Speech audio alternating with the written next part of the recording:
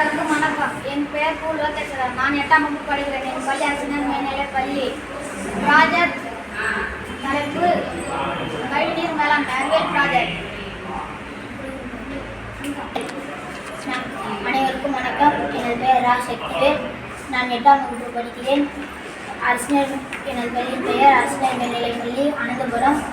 எங்கள் பள்ளியில் கை கழுவும் நீர் மற்றும் மழைநீர் மற்றும் சத்துணவு அறையில் வெளியேறும் நீரை சேகரித்து வடிகட்டி தாவரங்களுக்கு பயன்படுத்தும் முறையை அழைக்கலாம். அனைவருக்கும் வணக்கம். என் பேர் பா. மாதேஷ். நான் 6ஆம் வகுப்பு படிக்கிறேன்.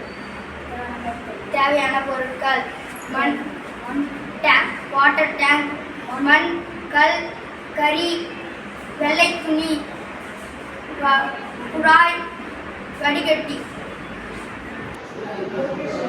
கழிவுநீரை சுத்திகரிக்கும் காரணிகளை நாம் இங்கு பார்க்கலாம்.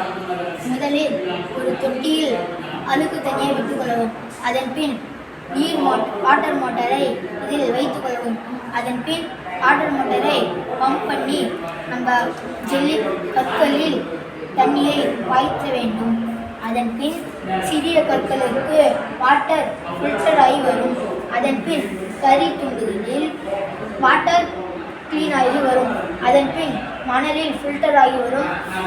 கடைசியில் நாம் வைத்துள்ள காட்டனில் தண்ணி ஃபில்டராய் அதன் பின் கலரும் மாறிவிட்டு நாம் சுத்திகரிக்க தொட்டியில் வந்து விழும். அதன் பின் நாம் இந்த தொட்டியிலிருந்து பெரிய டேங்குக்கு ஏற்றிவிட்டு செடிகளுக்கு பாய்த்தலாம். கழிவுநீர் வரிசையை ஃபில்டர் சிஸ்டம் மூலம் அமைத்து மீண்டும் கழிவுநீர் வரிசையை ஃபில்டர் சிஸ்டம் மூலம் அமைத்து மீண்டும் தொட்டியில் பாய்ச்சலாம். இதன் மூலம் தண்ணீர் வீணாவதை குறைக்கலாம்.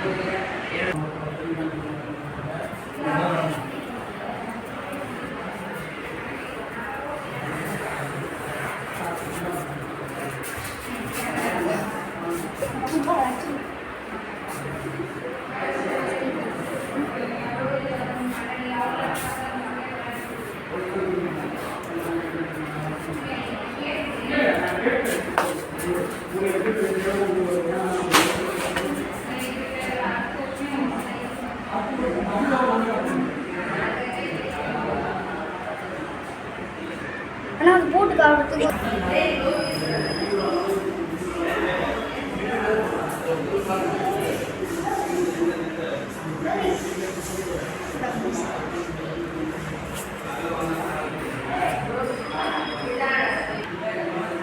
இது எவ்வாறு பயன்படுவது என்பதை பார்க்கலாம்.